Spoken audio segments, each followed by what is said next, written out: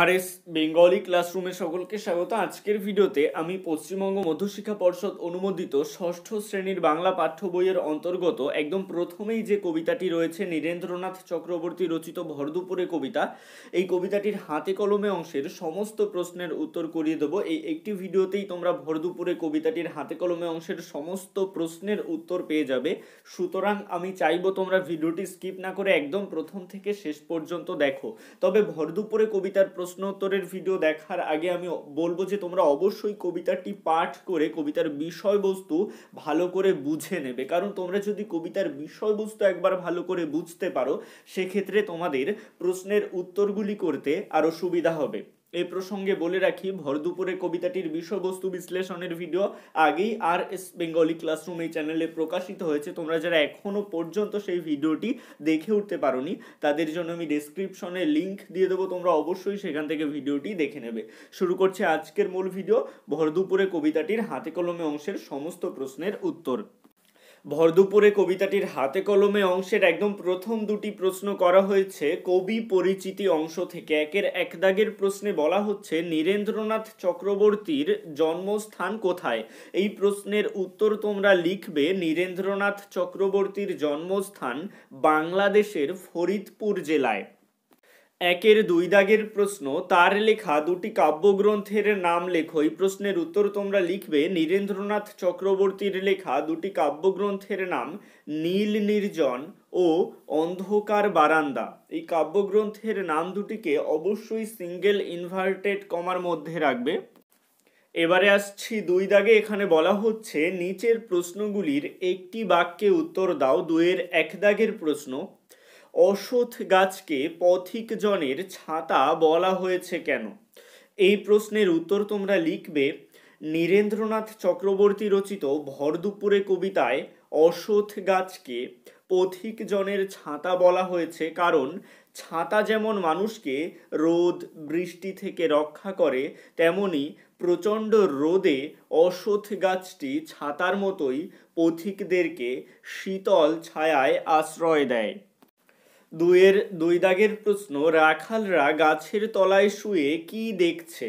এই প্রশ্নের উত্তর হবে নীরেন্দ্রনাথ চক্রবর্তী রচিত ভরদুপুরে কবিতায় রাখাল গাছের তলায় শুয়ে দেখছে আকাশটাকে ছুঁয়ে মেঘগুলো ভেসে চলেছে।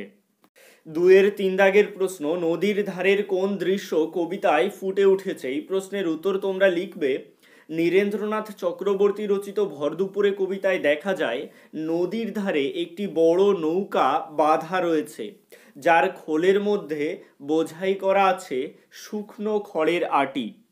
তিন দাগের প্রশ্নে বলা হচ্ছে একই অর্থযুক্ত শব্দ কবিতা থেকে খুঁজে নিয়ে লেখো। এর উত্তরগুলি লিখবে তৃণ, এর উত্তর হবে ঘাস। তটিনী, এর উত্তর হবে নদী।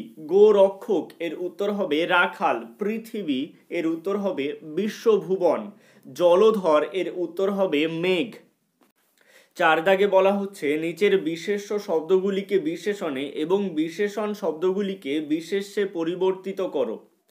এর উত্তরগুলি লিখবে ঘাস ঘেঁষো, রাখাল রাখালি, আকাশ আকাশী, মাঠ মেঠো।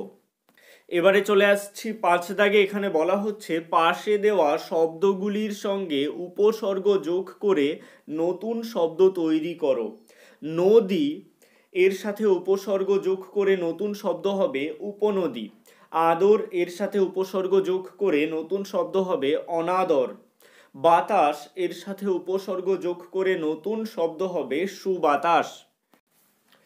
ছয় দাগে বলা হচ্ছে নিচের বাক্য বা বাক্যাংশগুলির থেকে উদ্দেশ্য ও বিধেয় চিহ্নিত করে উদ্দেশ্য অংশের সম্প্রসারণ করো। দেখো, উদ্দেশ্য বলতে বোঝায় বাক্যে যাকে কেন্দ্র করে কথাটি বলা হচ্ছে সে হচ্ছে উদ্দেশ্য, এবং তাকে কেন্দ্র করে যা কিছু বলা হচ্ছে তার সম্পূর্ণটাই হলো বিধেয়।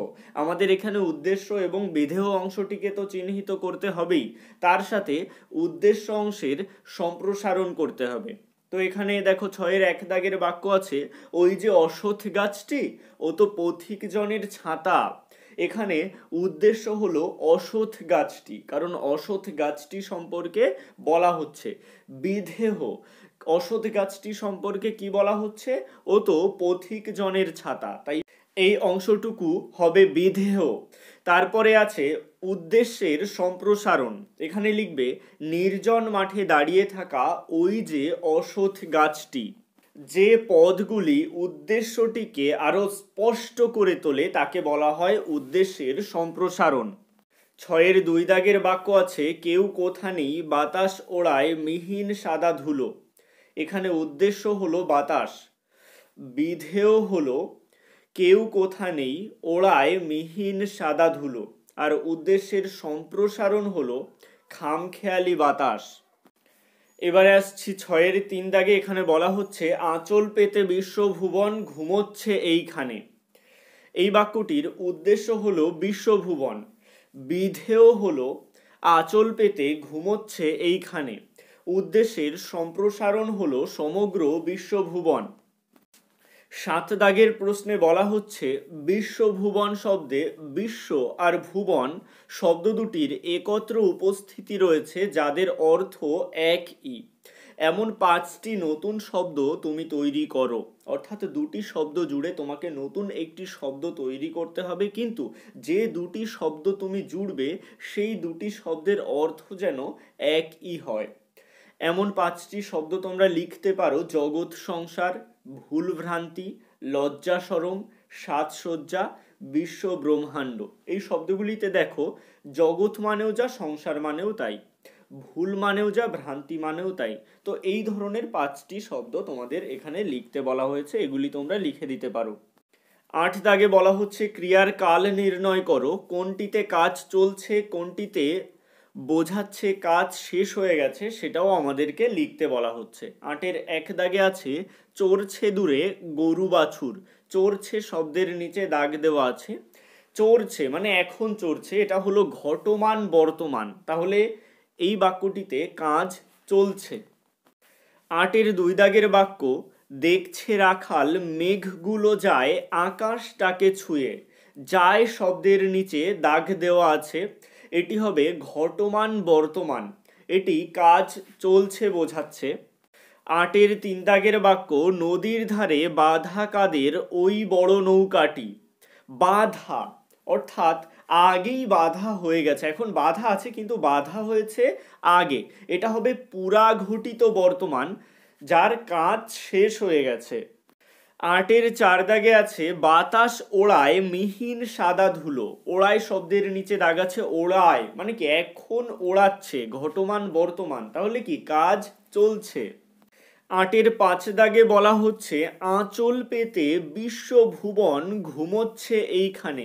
ঘুমোচ্ছে অর্থাৎ এখন ঘুমোচ্ছে, ঘটমান বর্তমান হবে, আর ব্র্যাকেটে লিখবে কাজ চলছে।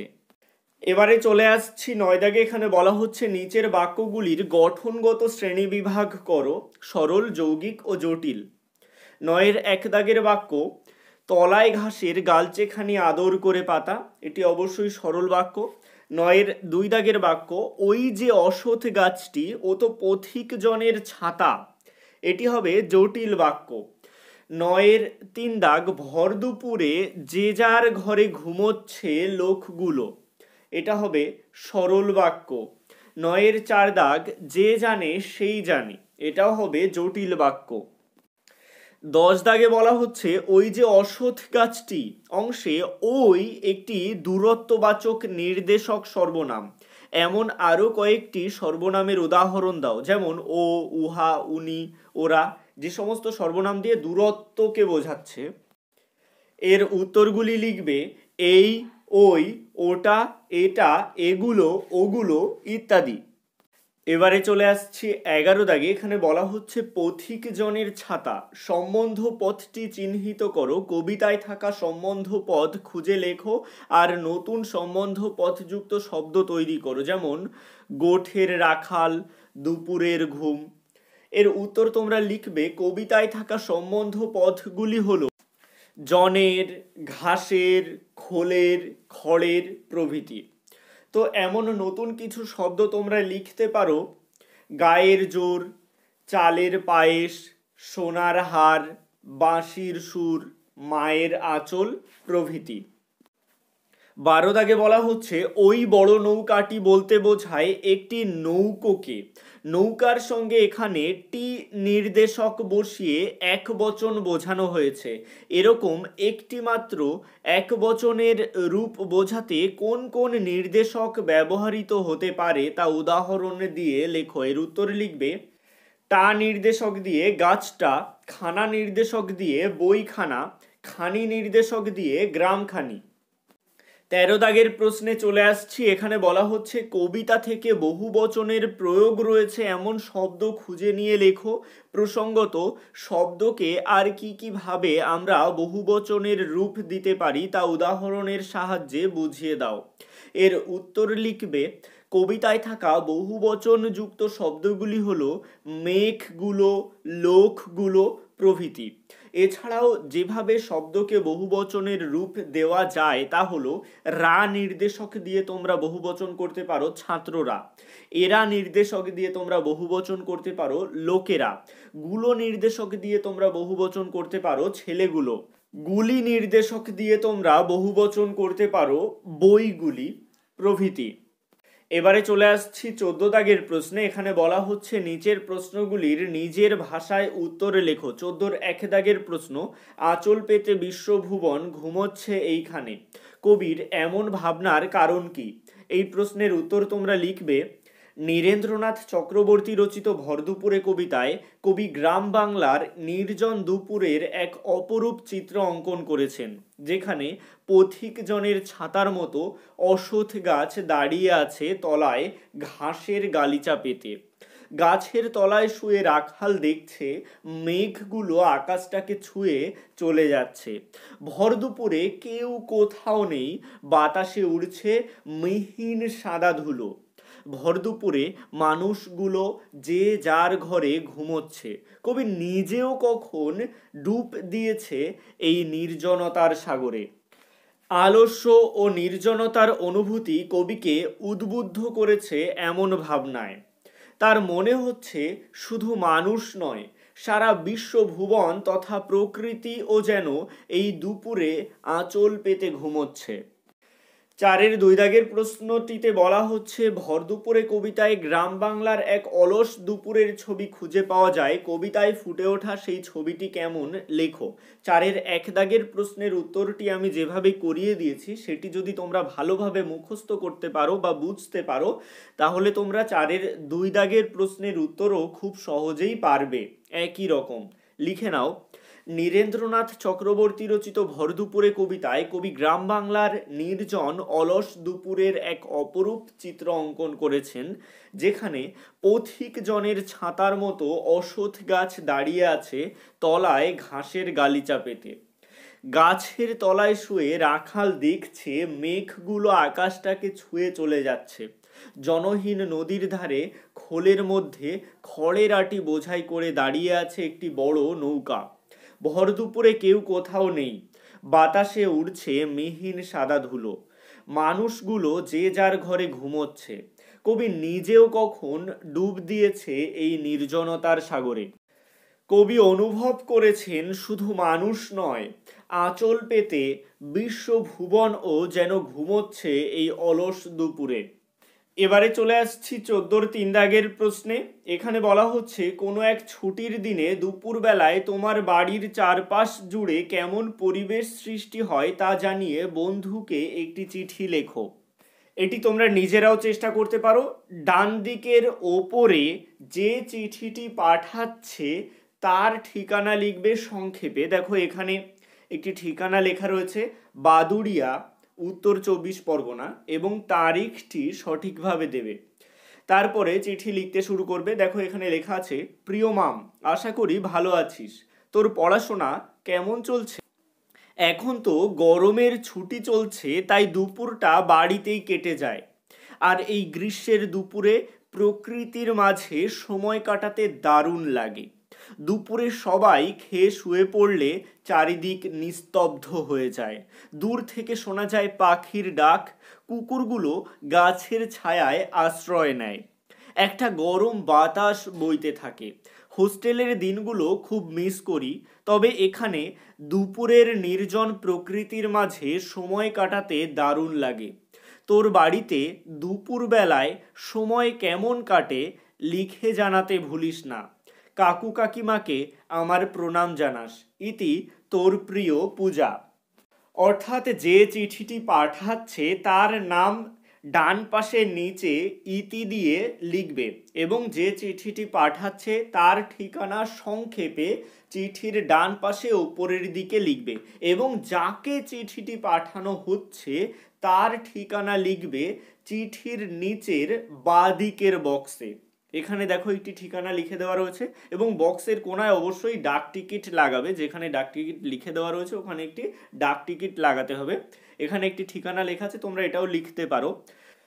প্রতি মাম সরকার, প্রযত্নে গৌতম সরকার, গ্রাম পশ্চিম চকচকা, পোস্ট তেলিপাড়া, জেলা আলিপুরদুয়ার। এরপরে 14 4 দাগের প্রশ্নে বলা হচ্ছে যে তোমার দেখা একটি অলস দুপুরের ছবি আঁকো।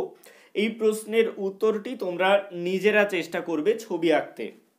তো এটাই ছিল নীরেন্দ্রনাথ চক্রবর্তী রচিত ভর দুপুরে কবিতাটির হাতে কলমে অংশের সমস্ত প্রশ্নের উত্তরের সম্পূর্ণ ভিডিওটি কেমন লাগলো অবশ্যই কমেন্টের মাধ্যমে জানিও। ভালো লাগলে লাইক করো এবং একই ক্লাসের বন্ধুদের সাথে ভিডিওটি শেয়ার করতে ভুলো না। আর তোমাদের যদি নির্দিষ্ট কোনো টপিকের ওপর ভিডিও দরকার হয় সেটাও আমাকে কমেন্টের মাধ্যমে জানাতে পারো। সবশেষে একটাই রিকোয়েস্ট, এখনও পর্যন্ত যারা আমার চ্যানেলটিকে সাবস্ক্রাইব করে উঠতে পারেনি তারা অবশ্যই RS বেঙ্গলি ক্লাসরুম এই চ্যানেলটিকে সাবস্ক্রাইব করুন আর পাশে থাকা বেল আইকনটিকে প্রেস করুন নতুন ভিডিওর আপডেট সবার আগে পেতে।